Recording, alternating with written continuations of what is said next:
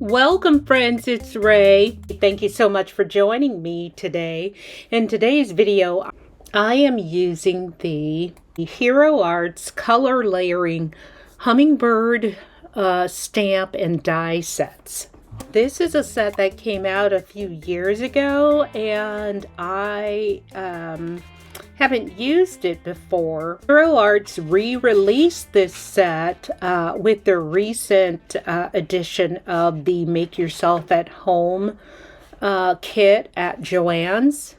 I thought I would step outside of my comfort zone and try a new technique today. I am using Bristol Smooth Watercolor cardstock for today's technique. And I have placed my Hummingbird stamp in my MISTI and picked that up with the door of the MISTI, and I'm bringing in some distress inks for this first layer. I'm using Mermaid Lagoon, stamping that onto my cardstock. I ink again with my Mermaid Lagoon and then spritz it with water and then stamp it on my panel, and this gives me a wispy watercolor look, and that's what I'm going for in this design. And here I'm lining up the second layer and picking that up with the door of my MISTI, and I will bring in Distress ink in Cracked Pistachio. I ink this second layer once and then spritz it with water and then bring it to my panel. I am using my dry eraser and so that I get even coverage, and look how this turns out. I am loving this watercolor effect. So in between stamping this layer, I am using my heat tool to dry this before I go on to the next step. Place this back in my MISTI and add my magnet and the third layer stamp. And then I'm going to bring in my Peacock feathers and ink up the middle, and then put Wilted violet on the ends, spritz that, and then stamp it.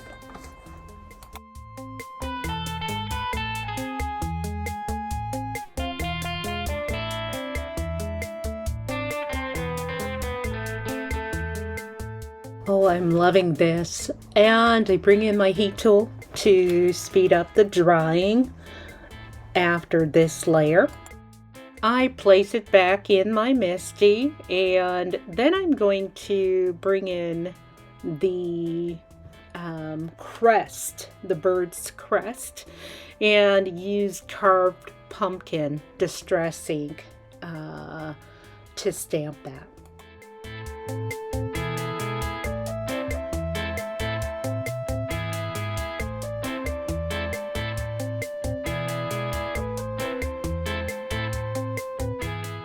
So I want the crest a little darker. So I am just bringing my water brush and that Carved Pumpkin Distress ink, and I am going to apply more of it directly to my Hummingbird. When I'm done, I'm going to bring in my heat tool and go ahead and dry this layer, and then use a micron pen to enhance the detail of the bird's eye.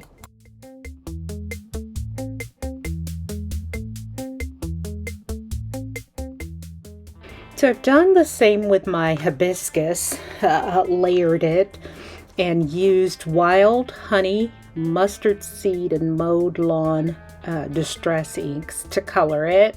I actually colored the stem with my water brush pen.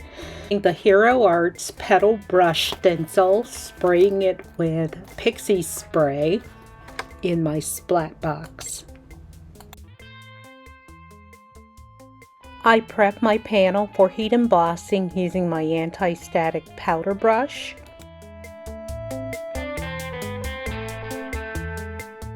Here you can see I'm affixing my stencil to my Bristol smooth cardstock and placed a piece of Post-it note tape at the bottom just so that I don't get any ink beyond the stencil on my panel. I'm bringing in my clear Versamark ink pad and taking it direct to my stencil and making sure I get good coverage through the stencil. Then I remove my purple tape. I bring in my Hero Arts Sparkle embossing powder and heat set that with my heat tool.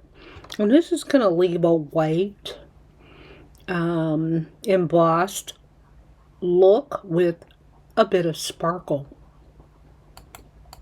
Next, I am placing my panel back onto my mat and taping it down. So I'm bringing in my Twisted Citron Distress Oxide ink and just going at an angle from right to bottom, right top to bottom, and or partial bottom, and then bringing in my Peacock feathers and then my Seedless preserves and just really slanting my color, and then adding carved pumpkin to the top, and then coming in with that Twisted Citron again, going down a little further, just blending these as I go. Really rough blend that I'm doing here.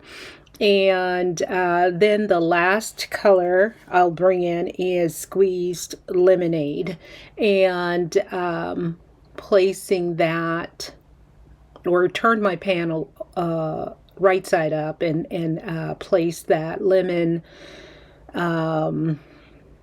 Squeezed Lemonade on the bottom. This emboss-resist technique, the white peeks through the background panel, and so once I'm done inking, I just wipe this off with a dry cloth and let it dry. So here I've turned my panel back upside down, bringing in a 4x6 waffle flower die from the Waffle Flower A7 layering dies and cutting out that portion of my panel that I want to use. I am making an A7 5x7 card. So here I'm bringing in my scrapbook.com word die. It's a happy birthday 2-piece die. That's a bit off camera, bringing that back into focus more.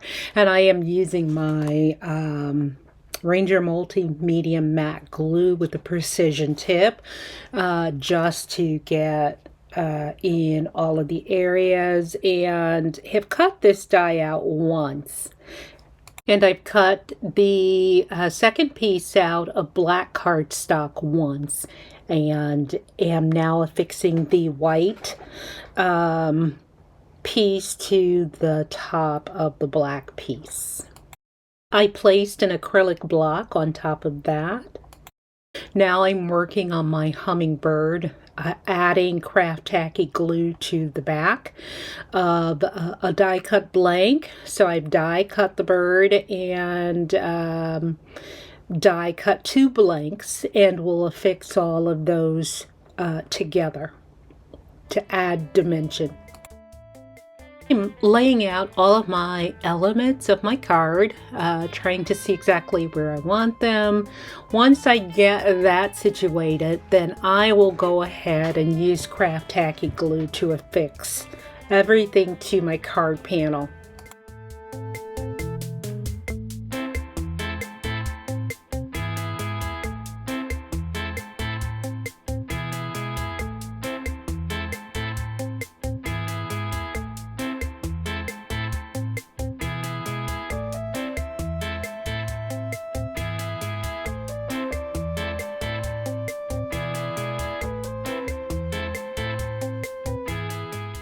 Using the stronger craft tacky glue, because there's so much texture on my panel. I want to make sure that this adheres.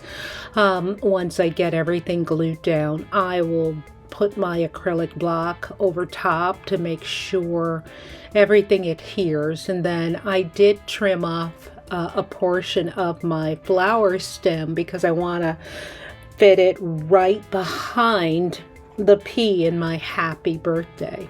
Then I will go ahead and get my hummingbird affixed as well.